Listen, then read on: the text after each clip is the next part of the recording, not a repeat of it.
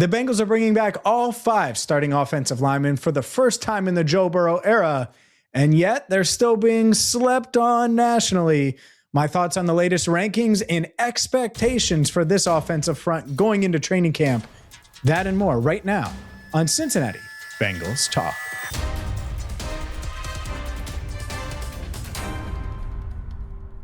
Hi again, everyone, and welcome into CBT. I'm James Rapien of BengalsTalk.com, and it is time to dive into all things Bengals offensive line because I got to be honest, I was not shocked when this offensive line ranking, and really ESPN does these rankings every year, position by position. And for offensive line, I wasn't expecting Amarius Mims or Orlando Brown Jr. to be top 10.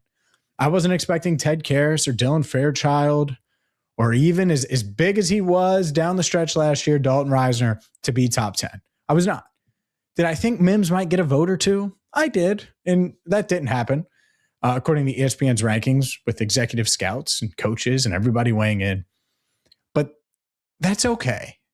And not everything has to be, oh my goodness, this guy's so disrespected and overthought. And I look at these offensive tackle rankings, and there's a lot of good offensive tackles in the league.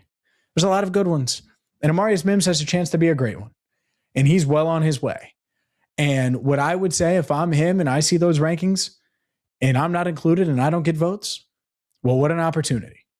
And that's how I view this. I don't think this Bengals offensive front is being disrespected. That there was this tweet last week from Warren Sharp about it still being a weakness and it still being a talking point. Well, it is a talking point, and it's always going to be a talking point. Part of that's perception. And perception and reality can be two different things. And I'll get to my expectations for this unit in general. But that's just a reminder. Like, to sway the perception about your game, it's going to take more than half of a season. It's going to take more than 3/4 of a season. A lot of people are like, yeah, Joe Burrow got hurt last year because the offensive line failed him. Guess what? Joe Burrow did get hurt last year. And you could argue that the offensive line played a role in that. And that's it. It is that cut and dry. And it shouldn't be, right? There's context needed. I did a whole video on what happened, why it happened, Joe's decision to pull it down when Jamar gets jammed at the line, all of those things. I did that last year. We analyzed it. But from a 50,000-foot view perspective that some of these national analysts are taking, that a lot of fans across the country are taking, it's part of the perception. The reality can be much different. And so that would be my mindset. Like if I'm, training camp's 2 weeks away. If I'm Amarius Mims or Orlando Brown Jr., what an opportunity. If I'm Orlando, what an opportunity to get back to the Pro Bowl, to show that I'm still one of those dudes. And if I'm Mims, this is my chance to show I'm one of the best offensive linemen in the world. And that I'm not only one of the best offensive linemen in the world, but the next franchise offensive tackle for the Cincinnati Bengals. I'm going to be the guy that people think about 20 years from now that helped protect Joe Burrow. Like, what an awesome position that is to be in. And so that's how I would view it. If I'm Ted Karras, I'm playing some of my best ball of my career. Maybe I get an extension like I have in the past, maybe not. But if I don't, what an opportunity to go out there, lead one of these top offenses in the league, hopefully get back to a Super Bowl, hopefully win a ring, and then test free agency because I'm still playing really darn well. Like, huge opportunity. Dylan Fairchild is entering year 2. And I think he exceeded expectations in year 1, certainly. Being a 3rd-round pick, doing what he did, developing as he did, getting better as the season progressed, playing through an injury early to mid-season, and was still able to fight through that and have a successful rookie campaign. A lot of injuries derail rookies, period, instant like that. Didn't happen with Dylan Fairchild. And so for me, that's part of it. And so when I look at this and I see, oh, well, none of these guys were in the top 10. That's okay. When I see how well the offensive line has to hold up, yeah, it does. It does. And again, these aren't my expectations. I'll get to those in a second. And then the last one, Dalton Risner, opportunity to find a home. And you sign that 1-year deal. You ball out again this year. And I think Cincinnati does become your home. And I know you loved it here and all of those things. I'm not shocked that any of these interior guys didn't make the top 10. I think the two that could realistically next year, Amarius Mims and Dylan Fairchild, those are the two that could really push. It's hard because they do interior alignment in these rankings, so it's center and guard. It's a lot of centers and guards. There's 3 different starters on each team, over 90-plus guys you're competing with to get into the top 10. But those are the two that you look at. And then I think the other one is Orlando Brown Jr. If he can stay healthy and show what he can do consistently in this pass first offense, I think he can get back to that Pro Bowl level status. I'm not sure he'll ever get to top 10, but Pro Bowl status, I think that's a realistic goal for Orlando Brown Jr. All right, so we've covered goals, mindset, all of those things. What are my expectations for the Cincinnati Bengals offensive line this season? We will get to that coming up next. But first, a word from our friends at Joe Morgan Honda. The Honda Summer Event is going on now at Joe Morgan Honda in Monroe.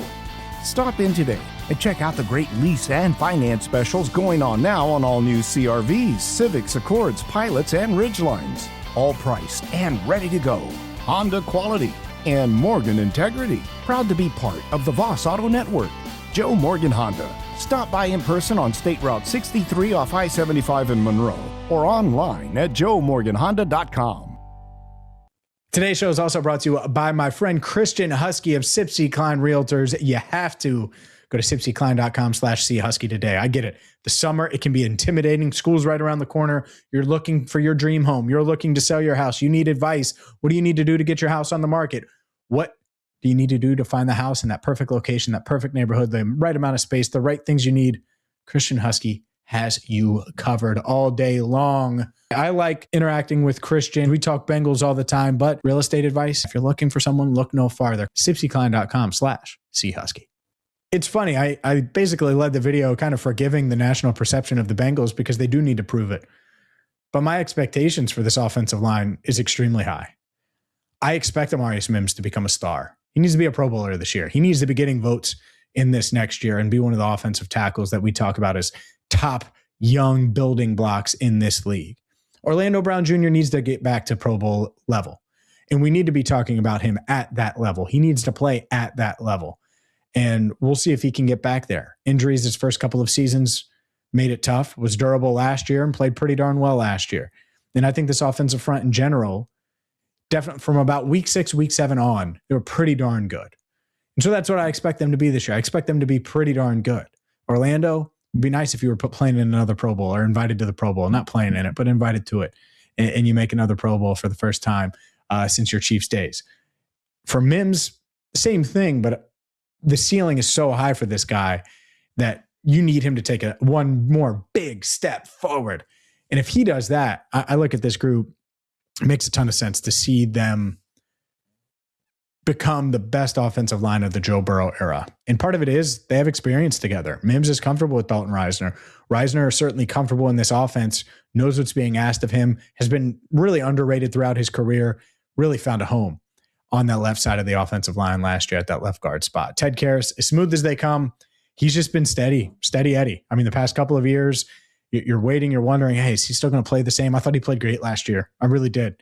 And obviously, all of these guys have their limitations, at least to this point of their career, but they've found ways around it. Like Orlando Brown Jr., I get it. He's not going to thrive against these speed rushers. And he's going to have to outpower them, and he's not going to have the fastest feet in the world.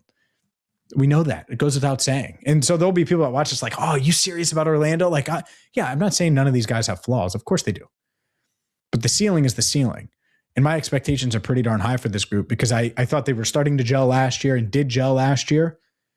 And now you have another year in this system, another year to get comfortable. Mims should be better this year than he was last year. Fairchild should take a big leap.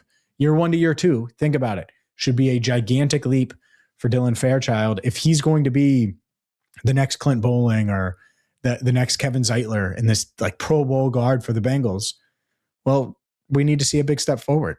It's similar to what Mims did year 1 to year 2, but honestly, like hopefully it's from the jump and more consistent because of the continuity that's there. Mims didn't have that last year. It was Patrick, then it was Risner, then you had a rookie in Rivers. Like it was really odd early on, and then they found a home for Risner, and that helped stabilize this offensive line. It helped with Mims's development for sure, and I certainly hope that Fairchild reaps the rewards of playing next to Orlando Brown Jr. and Ted Karras this year. So yeah, I look at it and I'm just like, makes a ton of sense here. It makes a ton of sense. By the way, I think I misspoke and said Risner left side.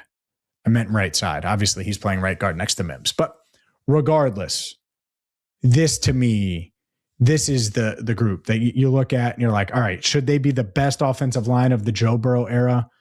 Yes, I think so. I really do. And they have some solid depth, and there'll be plenty of time to talk about that. But you just focused on the guys that are going to start day one. If they're playing a game tomorrow, this is who would start.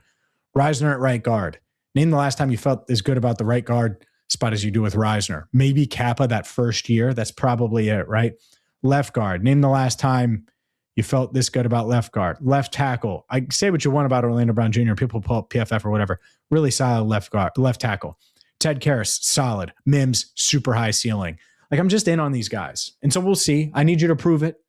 Amarius, I need you to prove it. Dylan, I need you to prove it. Ted, show me you still got it. Orlando, be a Pro Bowler for the first time. And Dylan, take that step forward. But I think all that's realistic. I do. So my expectations are really darn high. If you're watching on YouTube, they're above my head right here. The White Ranger, Red Ranger. That's where they're at. That's where expectations are. They're high. Top 10 unit, top 12 unit. Give me that this year, especially if they stay healthy. If you missed my video earlier in the week, well, I talked about the offensive line depth and 3 free agents that I would target to bolster this roster ahead of training camp. Make sure you check that out. Make sure you check out End of the Jungle. If you missed any of Andrew Fox Miller's film breakdowns with Mike Santagata, really good stuff from those two all offseason long. And don't worry, training camp is almost here and we're going to have you covered. Make sure you hit that subscribe button, ring the bell. And until next time, for Andrew Fox Miller, I'm James Rapien. Thank you so much for watching and listening to Cincinnati Bengals Talk.